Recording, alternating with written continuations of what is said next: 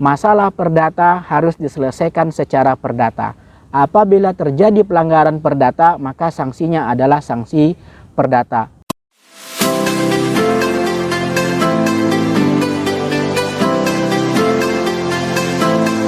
Assalamualaikum warahmatullahi wabarakatuh. Jumpa lagi dengan saya Rosyidi Hamzah di dalam channel YouTube Rosyidi Hamzah Official. Di tengah masyarakat kita sering melihat rumah ketika yang punya rumah tidak mampu lagi untuk membayar kredit rumah. Rumahnya ini dicoret-coret oleh lembaga keuangan, baik itu bank atau non-bank, sehingga si pemilik rumah ini mendapatkan sanksi sosial akibat perbuatan tersebut. Maka mau tidak mau hal yang seperti ini harus menjadi perhatian di tengah masyarakat dan menjadi perhatian di tengah praktisi hukum dan pemangku kewenangan yang ada. Karena lahirnya Undang-Undang Nomor 4 Tahun 1996 tentang hak tanggungan ini adalah untuk memberikan kepastian hukum dan keadilan hukum mengenai jaminan hak tanggungan yang ada di tengah masyarakat. Mudah-mudahan video singkat ini bermanfaat. Mari saksikan bersama.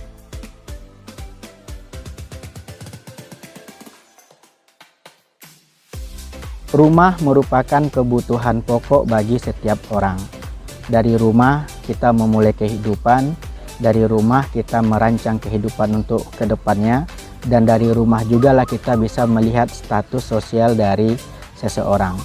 Maka karena rumah merupakan kebutuhan pokok, setiap orang harus bisa mendapatkan rumah yang layak huni, supaya dari rumah tersebut mereka bisa menjalankan kehidupan layaknya manusia biasa.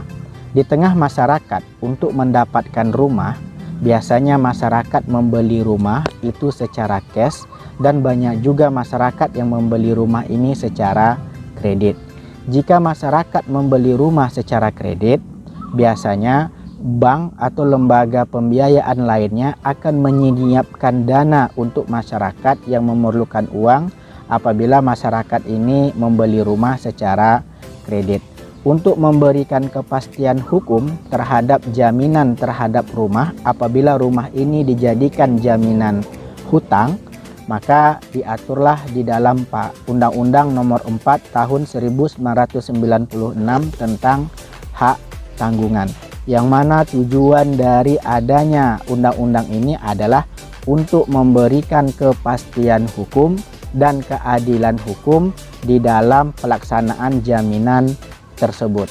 Namun di dalam pelaksanaannya di tengah masyarakat, kita bisa menyaksikan dengan kepala sendiri banyak rumah-rumah yang dicoret oleh bank maupun oleh lembaga pembiayaan lainnya ketika debitur atau orang yang membeli rumah tadi tidak lagi mampu untuk membayar angsuran kredit rumah tersebut.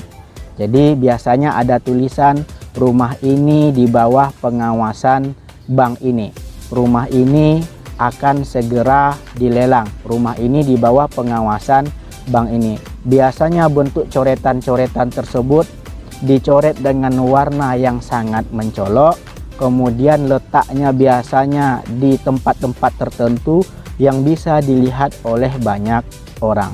Jadi menurut saya selaku akademisi dan juga praktisi hukum, praktek yang seperti ini sangat tidak sesuai dengan pasal 33 Undang-Undang Dasar 1945, yakni perekonomian disusun berdasarkan azas kekeluargaan. Pada saat pembelian rumah terjadi yang namanya hubungan perdata antara kreditur dengan debitur dan tidak melibatkan masyarakat banyak dan tidak melibatkan masyarakat sekitar. Hubungan perdata antara kreditur dan debitur yang tertuang di dalam perjanjian kredit, kemudian tertuang dalam perjanjian pengikatan jaminan hak tanggungan. Di dalam Undang-Undang Nomor 4 Tahun 1996, di sana dijelaskan bagaimana tata cara melakukan eksekusi apabila debitur itu cedera janji atau prestasi. Yang pertama itu caranya adalah dengan cara menjual langsung ke pelelangan umum. Yang kedua, melaksanakan titel eksekutorial, sebab sertifikat hak tanggungan ini kekuatannya sama dengan putusan pengadilan. Diajukan permohonan eksekusinya ke pengadilan. Dan yang ketiga adalah dengan cara melakukan penjualan di bawah tangan untuk mencapai harga tertinggi. Ini pun harus berdasarkan kesepakatan para pihak. Jadi berdasarkan Undang-Undang Nomor 4 Tahun 1996, tidak ada satupun kewajiban, tidak ada satupun cara untuk mengeksekusi rumah yang kredit angsurannya ini tidak lancar atau bermasalah, rumah itu dicoret-coret. Sebab apabila rumah ini dicoret-coret, maka mau tidak mau ini masyarakat yang rumahnya dicoret-coret tadi, dia mendapatkan sanksi secara sosial. Padahal secara hukum perdata, apabila dilanggar hukum perdata, maka sanksinya sanksi perdata. Tetapi ketika rumahnya dicoret-coret, dia bukan hanya mendapatkan sanksi perdata, tetapi dia juga mendapatkan sanksi secara moral. Dilihat oleh tetangganya, ini seperti apa? Dilihat oleh teman anak-anaknya. Jadi psikologi anak-anak ini seperti apa? Padahal berdasarkan prinsip pasal 33 Undang-Undang Dasar 1945, jikalau ini ekonomi kita berdasarkan secara kekeluargaan, maka harus ditempuhlah secara kekeluargaan. Yang namanya keluarga, aib keluarga pasti ditutupi. Tidak dengan mengumbar-ngumbar ke halayak ramai bahwasanya rumah ini di dalam pengawasan bank ini. Padahal di dalam perjanjian awal ini disebutkan bahwasanya tunduk terhadap Undang-Undang Nomor 4 Tahun 1996 tentang hak tanggungan. Jadi dalam Undang-Undang Nomor 4 Tahun 1996 ini disebutkan tidak ada satupun isi dari undang-undang tersebut apabila debitur wan prestasi rumahnya itu dicoret-coret, tetapi dicarilah upaya penyelesaian dengan cara melelang rumah tersebut ke pelelangan umum atau mengajukan permohonan eksekusi ke pengadilan negeri atau dijual di bawah tangan. Jadi menurut saya undang-undang ini sudah menjamin kepastian hukum dan sudah menjamin keadilan yang ada di tengah masyarakat. Pola eksekusi dari rumah tersebut, jikalau hasil eksekusinya melebihi dari hutang, maka nanti akan dikembalikan kepada masyarakat atau kepada debitur tersebut. Jadi menurut saya akan memberikan kritik yuridis terhadap praktek yang dilakukan oleh lembaga keuangan, baik itu bank atau non-bank, yang melakukan coret-mencoret rumah apabila debitur wan prestasi. Ini sangat tidak sesuai dengan prinsip keadilan yang ada di tengah masyarakat. Karena apa? Karena ketika seseorang tidak mampu membayar hutang, pada intinya ini bukan karena kemauan dia. Sebab kita tidak tahu posisi ekonomi itu kadang naik, kadang turun. Apabila memang tidak mampu lagi dia untuk melakukan pembayaran, silakan eksekusi menurut aturan yang ada. Bukan dengan cara mencoret-coret rumah sehingga orang yang di dalam rumah tersebut ini mendapatkan sanksi sosial terhadap macetnya hutang tersebut. Karena dalam hukum perdata dilanggar, maka sanksinya ya secara perdata saja. Sebab pada waktu pembuatan perjanjian kredit rumah tadi, kita tidak melibatkan masyarakat banyak.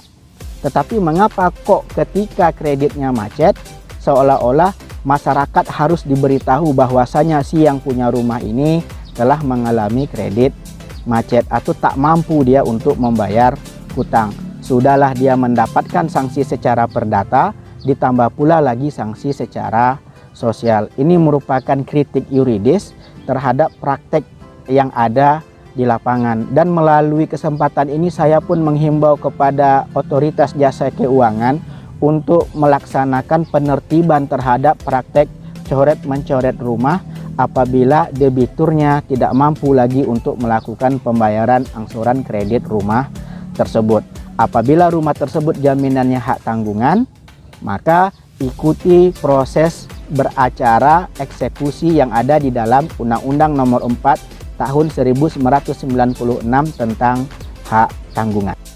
Kritik yuridis selanjutnya yang ingin saya sampaikan adalah mengenai pembuatan perjanjian kredit perumahan tersebut, yang mana di dalam isi dari perjanjian kredit tersebut biasanya terdapat pernyataan dari debitur untuk memberikan kuasa kepada debitur untuk melakukan memasuki rumah atau memasang pelang di rumah tersebut apabila terjadi wan prestasi atau si debitur ini tidak mampu lagi untuk melakukan pembayaran angsuran kredit tersebut. Walaupun pemasangan pelang pada intinya ini kan juga memberitahukan kepada masyarakat banyak bahwasanya si debitur ini tidak mampu lagi untuk melakukan pembayaran hutang. Jadi pada intinya ini merupakan sebuah sanksi sosial. Padahal ini merupakan perdata, maka solusinya menurut saya sanksinya adalah sanksi perdata. Jadi hal-hal yang seperti inilah yang harus diluruskan kembali mengenai pola eksekusi dari kredit perumahan yang mana debitur ini tidak lagi mampu untuk melakukan pembayaran angsuran kreditnya. Kemudian walaupun berdasarkan pasal 1338 KUH Perdata mengatakan persetujuan yang dibuat oleh para pihak itu berlaku sebagai undang-undang, tetapi pasal 1338 ini dia tidak berdiri sendiri, yang mana persetujuan yang berlaku sebagai undang-undang tersebut adalah persetujuan yang sah. Persetujuan yang sah itu seperti apa? Persetujuan yang sah itu adalah sebagaimana yang diatur di dalam pasal 1320 KUH Perdata dan pasal 1321 KUH Perdata.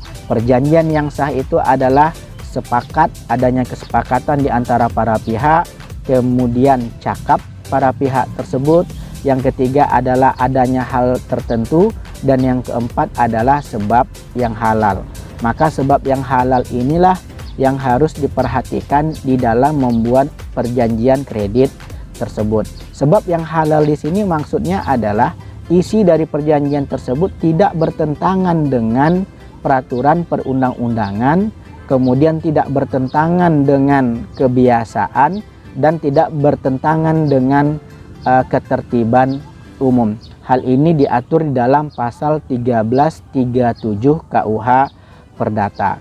Jadi menurut kebiasaan yang ada di tengah masyarakat kita, apabila sesuatu itu sudah diatur secara undang-undang, maka pola penyelesaiannya juga harus dilakukan secara undang-undang. Tidak boleh melakukan suatu cara di luar undang-undang yang merugikan dari kepentingan debitur itu sendiri. Jadi klausul-klausul yang seperti ini terkadang dijadikan dasar bagi lembaga pembiayaan atau pihak perbankan apabila debitur ini nanti dia mengalami permasalahan di dalam angsuran kreditnya, mereka itu dengan leluasa memasuki rumah, kemudian membuat pelang atau membuat tanda-tanda di rumah tersebut dalam bentuk coret-mencoret rumah tadi dengan warna cat yang mencolok sehingga dibaca oleh semua orang. Jadi saran secara yuridis pun saya lemparkan kepada pihak yang berwenang, salah satunya adalah Otoritas Jasa Keuangan, supaya membuat format yang baku mengenai perjanjian kredit yang ada di negara Republik Indonesia, sehingga hak-hak dari debitur itu bisa dilindungi. Karena pada intinya debitur dengan kreditur mereka memiliki posisi yang tidak seimbang. Secara politis dan secara sosiologis debitur itu lemah dibandingkan dengan kreditur. Walaupun kreditur ini memiliki resiko, tetapi undang-undang telah menjaminnya, baik itu oleh KUH Perdata mengenai jaminan umum, baik itu dengan lahirnya undang-undang tentang jaminan fidusia, tentang hak tanggungan, tentang resi gudang, dan beberapa aturan-aturan yang ada di dalam KUH Perdata. Pada intinya ini melindungi dari kreditur. Jadi pada intinya ketika sudah dilindungi oleh undang-undang, maka selesaikanlah secara undang-undang. Maka mudah-mudahan video ini bermanfaat untuk menambah wacana berpikir kita Masalah perdata harus diselesaikan secara perdata. Apabila terjadi pelanggaran perdata, maka sanksinya adalah sanksi perdata, baik itu denda, bunga, sebagaimana yang sudah diatur oleh Kitab Undang-Undang Hukum Perdata. Tidak dengan cara memperlakukan seseorang itu membuatnya malu di hadapan tetangga dan masyarakat yang ada di sekitar rumah tersebut. Mudah-mudahan video singkat ini bermanfaat bagi pengembangan literasi masyarakat di bidang hukum dan menambah corak warna keadilan yang ada di tengah masyarakat. Demikian saya tutup. Assalamualaikum warahmatullahi wabarakatuh.